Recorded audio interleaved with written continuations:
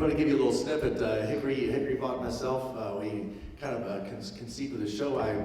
Amazing family-owned, family-operated company, and I started there about 1 year and 3 months ago. And I've been in the industry for almost 9 years now, and I go to the Marriott, listen to Hickory play Bourbon Bluegrass on Thursdays, and we've become friends over the years. And after the show one night, we went down to a little watering hole in downtown. Some of you all might know about a place called Freddy's down on. And it's Freddy's is a cool place. I don't know, you might be familiar with Freddy's on Broadway there. You know, I always tell people when you go into Freddy's, don't tell them that President Kennedy's been shot, because they don't know. You know? But talk about stepping back in time, right? So I was telling Hickory, he says, how do you like it over there at Heaven Hill? And I said, well, I think it's just amazing, you know, the types of whiskeys, the types of American whiskeys that we make here at Heaven Hill is just incredible. I mean, I have so much to play with and so much to deal with. Just how do you start doing a tasting? And I was like, you know, we make different, corn whiskey and wheat whiskey and bourbon whiskey, several types, and rye whiskey. And I was like, wait. And I started thinking about it. I can taste people through 200 years of history with the whiskeys we make at Heaven Hill, and that's pretty cool. And then Hickory came up. I said, wait, we can take them through music with bluegrass. The history of it was perfect. Yeah, so we do a little... Two best things Kentucky has on. Yeah, the only thing to get it better, we trot a horse through here while we're doing this. So, do a little snippet of a little abbreviated version of our show, and we call it The History of Bourbon Whiskey is Told Through Bluegrass Music, and no better way to start than with a good old Grandpa Jones song called That Good Old Mountain Dew. Well, down the road from me, there's an old holler tree where you lay down the holler too. When you roll around the bend and you come back again, there's a jug of good old Mountain Dew. Well, they call it that good old Mountain Dew, and them that refuse it are few. I'll shove my mug if you fill up my jug with that good old Mountain Dew. Pick one, Hickory.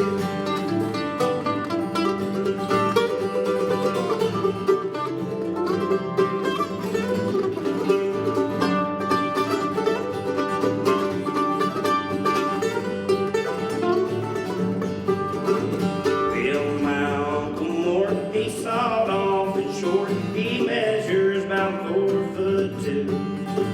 But he thinks he's a giant when you give him a pint of that good old Mountain Dew. Well, they call it that good old Mountain Dew, and them that refuse it are few. I'll shove my mug if you fill up my jug with that good old Mountain Dew.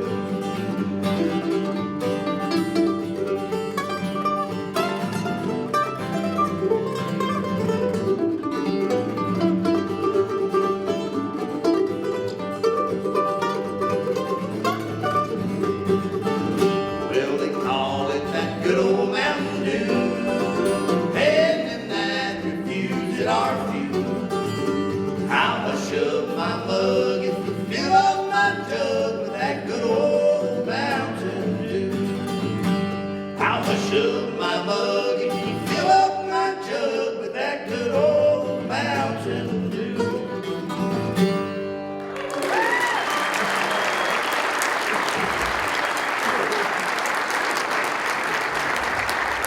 Well, you know what, as you'll learn when you go to the Evan Williams Bourbon Experience, you are transported back into time, and it's great when you can transport yourself back in time when you set certain whiskeys in front of you with your friends and share over the holidays. And the good thing about that is it just tells you about another time, a time back in 1778, when General George Rogers Clark, the highest-ranking general in northwestern Virginia, where we're sitting right here today.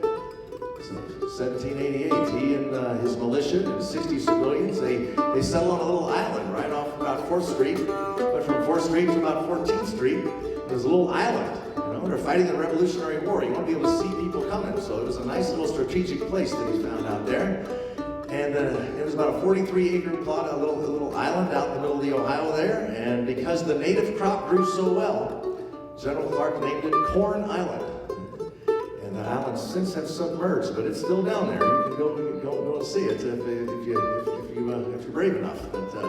But after the militia left, and after a couple years later, the civilians moved over to the mainland right here in Virginia, and they they were granted a town charter by the General Assembly of Virginia, and they named the city after the King of France, who lent us militia and means to help defeat the British. And of course, that's King Louis XVI, we all know, and that's why we call it Louisville. Maybe we lost translation there a little bit. And anybody know what King Louis' family name was? Bourbon, that's right. And then later on named a county after him. You know, in Kentucky we didn't have a lot of money to name to give the French as a thank you, so we named a lot of stuff after him, right? We got Louisville, we've got Louisville, we've got Paris, Kentucky, we've got Fayette County, right? We've got Bourbon County. We embarrassingly enough have Versailles, Kentucky. And so Louisville is born right here. The native crop grew so well, so corn becomes a huge deal. And the folks that came down to come to the Kentucky territory of Virginia, they knew they were going to make whiskey. That's just what folks did. They had little pot stills, and that's how you preserved your crops. You would preserve your fruits by making a cider or a wine then, and then you can take that wine and distill it in your pot still, and you get brandy. You do the same thing with your grains. You make a beer from the grains, and you take that to grains and you put it in your little pot still, and you've got whiskey. And it was more a way to preserve your crops than to socially imbibe. And that's the genesis of how bourbon became bourbon, because bourbon wasn't around yet. It was just all called whiskey. It was unaged. They weren't shipping it to a lot of places. And it's Evan Williams comes to this new city, and in 1783 becomes Kentucky Territory's first commercial distiller. We have those records that shows that. Other distillers of the time are Georgetown, Kentucky. Brother Elijah Craig, Baptist preacher who came and settled in that part of Virginia, in Georgetown. They later named Georgetown. He founded Georgetown College there, but he, 1789, was making whiskey. Basil Hayden, who brings the first Catholics into Kentucky through the Cumberland Gap and donates land to open the first Catholic church west of the Alleghenies. He is making whiskey. And then we have Jacob Beam, the patriarch of the great distilling family, Johannes Jakob Boom, German. They called him Old Jake Beam. And he was distilling in 1795.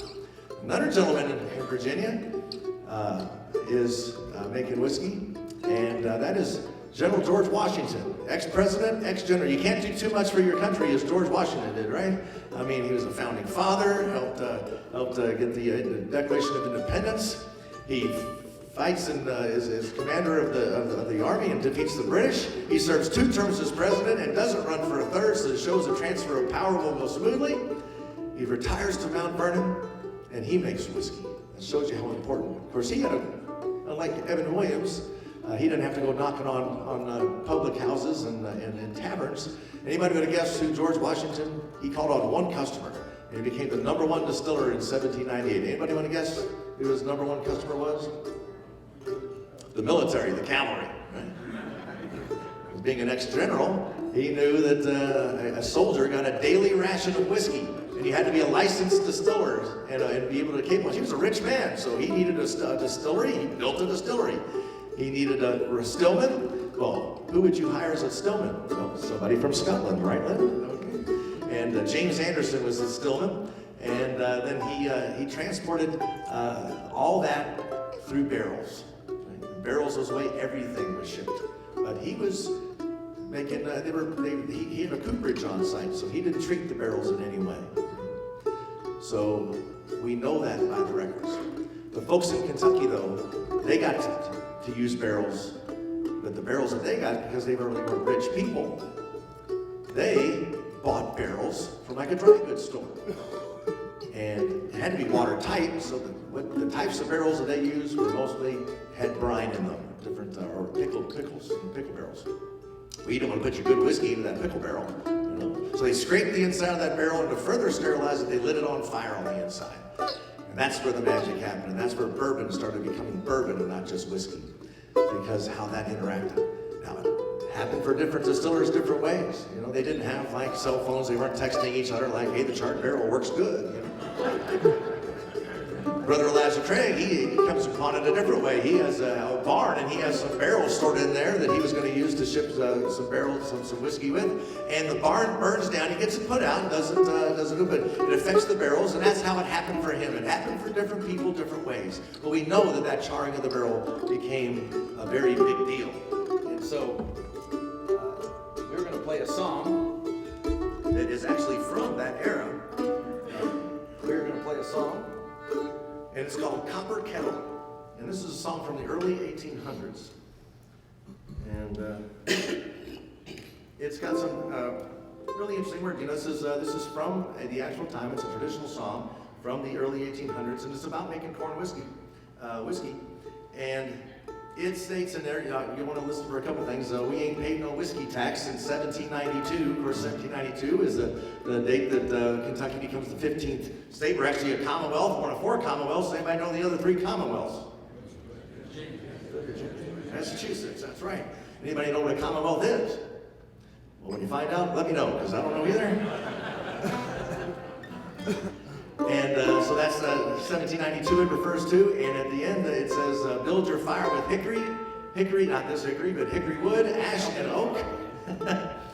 Don't use no green or rotten wood, they'll get you by the smoke. And that means that if you're not a licensed still, you know, and if you're not making at night under the shine of the moon, for moonshine, they're going to catch you by seeing all that thick smoke. So it's a really cool song. So here's Copper Kettle.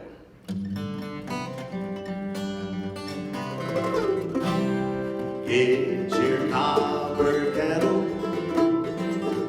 get your copper coil, fill it with new-made corn bran. Never will you toil as you lay there by the juniper, while the moon shines bright, watching the jugs a filling in the pale.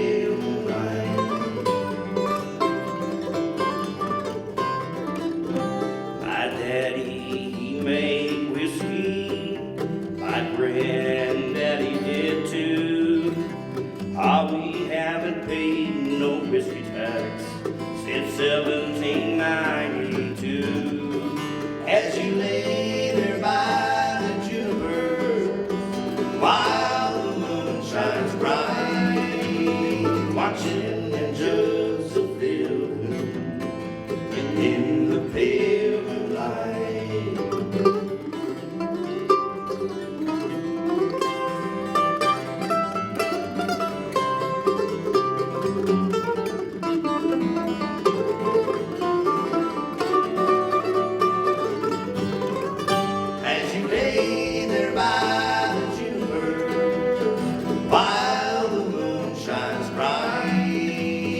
Watching them jugs a filling in the pale moonlight.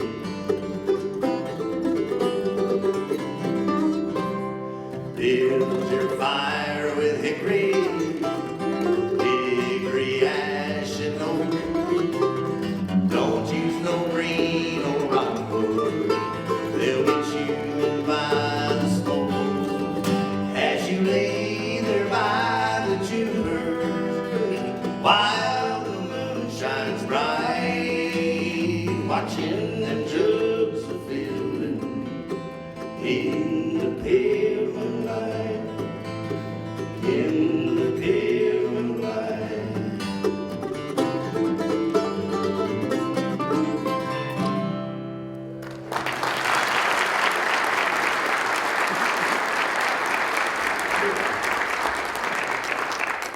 Like I said, that song is from, it's almost 200 years old, that song, so it's really interesting to do. Of course, bourbon starts becoming very commercial, and people go into business as Evan Williams, the first really commercial distillery of 300 gallons a year. And so folks start building distilleries to make money. J.W. Dan, Joseph Washington Dan builds a distillery. And then you've got Oscar Pepper over in Woodford County, the largest landowner, and he hires a guy who is a chemist and a doctor, a Scotsman as well. That's Dr. James Crow, and he really brings a lot of technology. He uses, instead of using gunpowder and lighting it on fire, he uses a hydrometer to see how the strength of his whiskey is coming off the still. He also uses the newly invented invention from Ireland, the coffee still, the column still, which makes whiskey very efficiently, something we still use today. Henry McKenna, an Irishman from the county Derry, and he moves over to Kentucky, and in 1855 starts making whiskey in Fairfield, Kentucky, just about 10 miles outside of Bardstown. Of course, the Bean family continues to diversify and start other distilleries. Early Times Distillery, you've got different folks, and it's rocking and rolling. You've got just so many things happening. In 1857, I note, is the Silver Age of Bourbon, because there was a gentleman who came down from visiting Kentucky for his employer, and he was so struck by the folks here in Kentucky, he wrote his employer back a letter. And today, kids can't even write, right? They don't even know how to write cursive, right? They couldn't do that today, right? And so, but he actually put pen to paper. So struck by the folks, he says, everywhere in Kentucky, sir, I am greeted by gentlemen with their hearts in their right hand in mine, and surely in their left, a bottle of unequaled old bourbon. And that was 1857. So by 1857, we know bourbon has a name. Bourbon has a reputation, and it's Kentucky that has that reputation for making whiskey.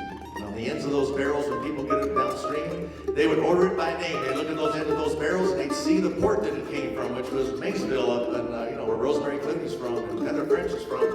It said Old Bourbon, Kentucky, which was the port, and the contents of that barrel was whiskey. And that's how bourbon got its name, and it stuck with there. So we want that good old bourbon whiskey from Kentucky. So that is the Silver Age of Bourbon.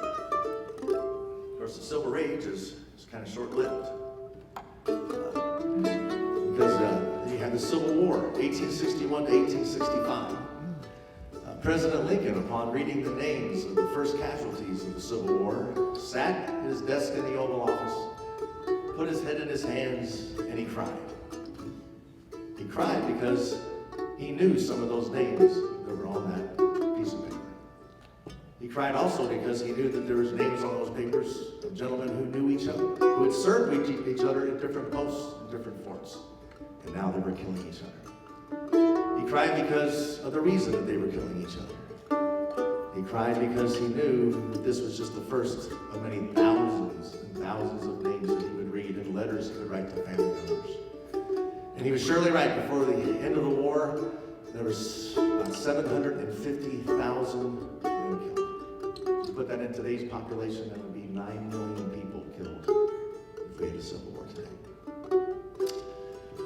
There was one of the largest battles was right here in Kentucky, just about 45 miles from here. October 8th, 1862. The 21st Wisconsinists walking through a cornfield in Perryville, Kentucky. And out of the silence, these young men who were so green they hadn't even fired their muskets in training yet, much less many were near a fight. And all of a sudden, blood-curdling screams, the confusion of the rebel yells, the boom of cannon fire, it took some of them a few seconds to realize that the corn stalks that were shredding around them was because of the musket fire that was coming through. Can you imagine being the average age of the soldier is 25 years old? Imagine being a teenager in your 20s and having all this death and people falling around you. When they finally did call a retreat, Charles Carr of Company D wrote of the battle. He said, "No pen nor tongue can begin to describe the misery that I have seen." So after we're going to play this song to honor those men and anybody who has served in any conflict. We want to thank you for your service. It's a song called Last Letter Home.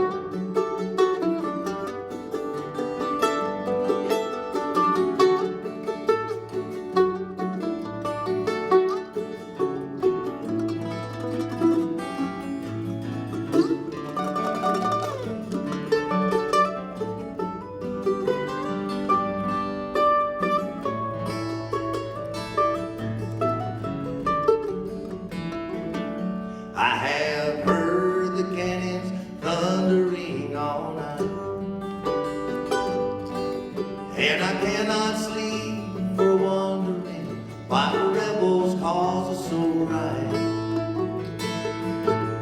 And the morphine seems to do no good at all. I would run all the way if I would not fall. Join the Southern Cavalry for fun.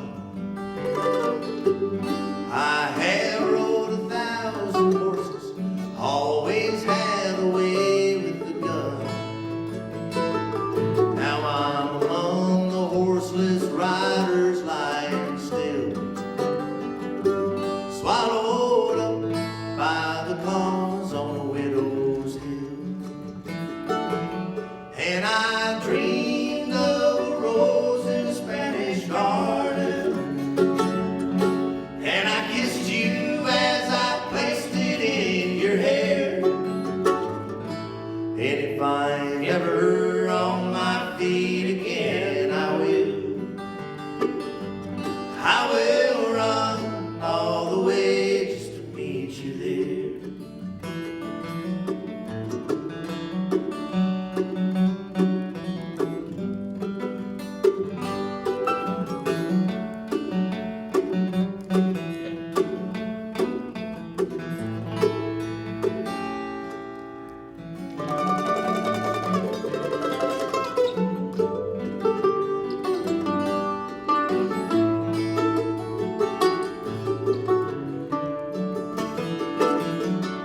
Through the day I watch Southern boys go down,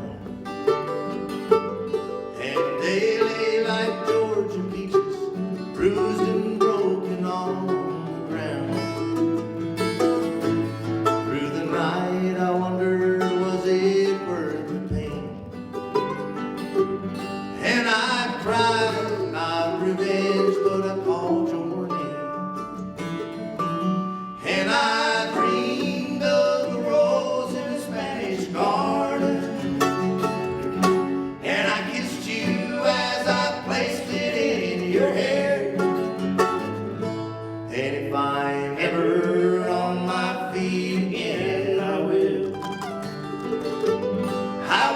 run all the way just to meet you there.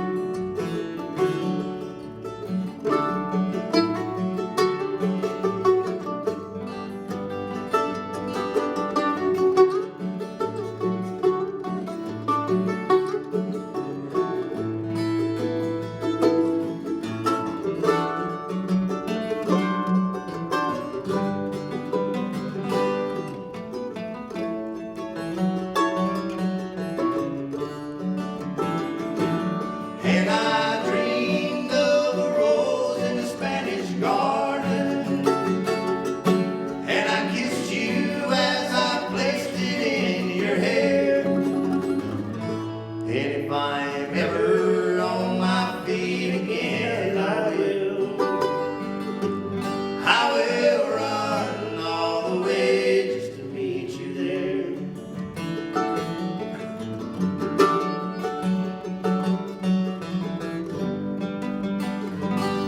I will run all the way just to meet you there.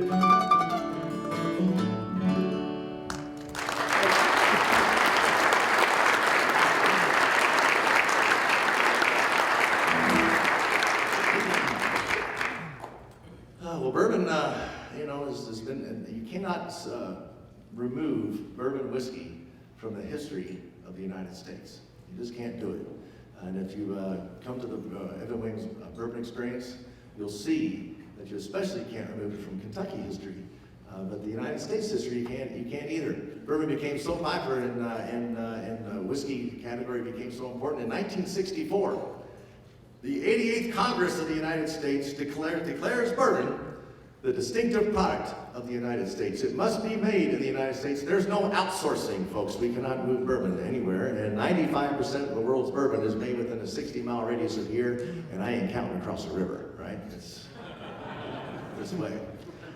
Lyndon Baines Johnson signed that into law, so not only is it delicious to drink bourbon, ladies and gentlemen, it is your patriotic damn duty to drink.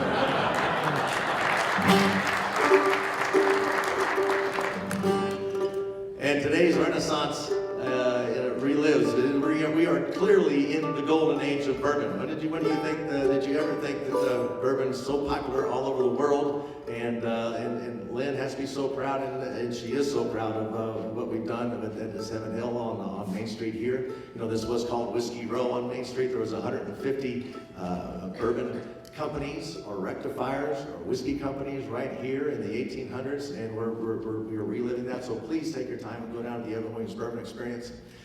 And this next song we're going to close with, it's a song that I wrote, and Hickory lets me play with them sometimes down at when I go down to the Blue. And this is a fun song because if you go down to Bardstown, and you should also visit, we have another little visitor's experience that Lynn's very busy these days. She's got 2 experiences, and it's in Bardstown, and it's also award-winning and just a wonderful experience. You get to go through a real rick house. You get to taste bourbon in one of the most unique tasting rooms. We have probably 3 of the most unique tasting rooms in the world now. So come visit us in Bardstown, and that's Heaven Hills Bourbon Heritage Center in Bardstown. But when you go there, you'll go down North 3rd Street, right where my Old Kentucky Home Dinner Train is. You go down there, that's called Distillers Row, because all the big distillers lived there, and they were all neighbors. So in this song, I do call this song Distillers Row. I mentioned 20 bourbons in it, because Mark, he corrected me. We shot a DVD. I don't know if you know the talents of Mr. Mark Cowherd down here, but he just shot a DVD for us, and we kind of rushed it out a little bit. We do have some here if you want to have a stocking stuffer. But anyway, but Mark's a very talented videographer, as you know, and he corrected me. He says, "Don't, Bernie, there's 20 bourbons in this song, not 19." So I have to call him kind of a whiskey professor for correcting the professor. So see if you can count all these. It's called Distillers Row.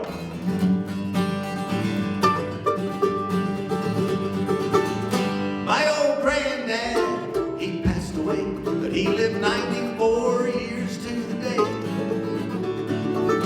He's laid to rest right up on Heaven Hill with a spray of 4 roses on his grave. He'd drink a quart each and every day of some good store-bought Jim Beam. Dr. Forrester's and hey, packing out, you better cut it down. But then the good doc passed away, so who's to say? So raise a red-eyed to old granddad. He lived to be an ancient age. That old crow sure left his maker's mark, and now he's drinking with the angels far away. Make one every day.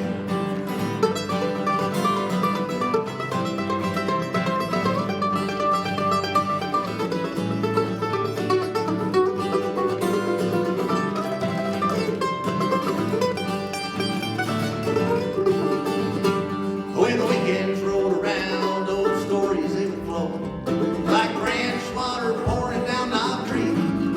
Evan Williams started to sing, Brother Elijah's voice would ring. Earl Passage of Craig and Parker B.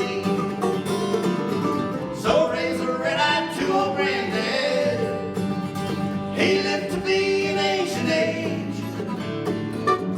That old crow sure left his maker's mark, and now he's drinking